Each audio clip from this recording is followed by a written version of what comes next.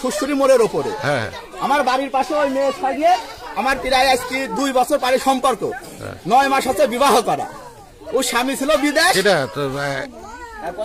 ওনার স্বামী ছিল বিদেশ, আমার সঙ্গে 9 মাস বিবাহ, তো দলিল পাতি সব আছে, মানে কাবিন নামা 1 লাখ টাকা দেল মোহরে।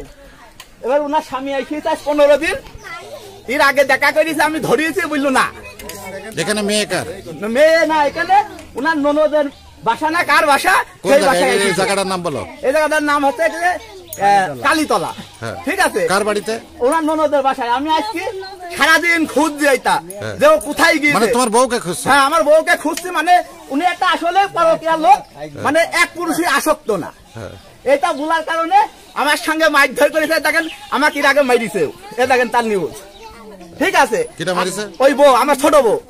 আর আমার থেকে টাকা পয়সা নেওয়ার জন্য বলতে টাকা দে 1 লাখ তো ছাড়া দেবো। ঠিক আছে, আমি টাকা দেবো না বলি তামান জায়গায় ই করেছি। আর ও আজকে হচ্ছে চেয়ারম্যানের ছেলের কাছে গেছে, আনসার চেয়ারম্যানের ছেলের কাছে বিচার দিতে, যে আমার টাকা পয়সা নিয়েছে, নিয়ে আমাকে আর ভাত কাপড় দিচ্ছে না। আমি এবার খোঁজে ইনার বাড়িতে আইসে আগে স্বামী নিয়ে আছে এখানে, আমাকে ছাড়াই নিকো। খালি এই বাড়ি অবৈধ কাজ হচ্ছে, খালি এইটার প্রতিকার চাই এবং বিচার চাই। আর ওই মেয়েটাই আর বলতে অবৈধ কাম হতে মুখটা সাবধান করেন। ঠিক আছে, এই দেখেন এই হচ্ছে ব্যাপার। 9 মাস হচ্ছে বিবাহ করা, আর আমাকে এখনো বাদই দিইনি। আর দেখেন এমন ঝগড়া করছে। ঠিক আছে, এখন আমি এই প্রতিকার চাই।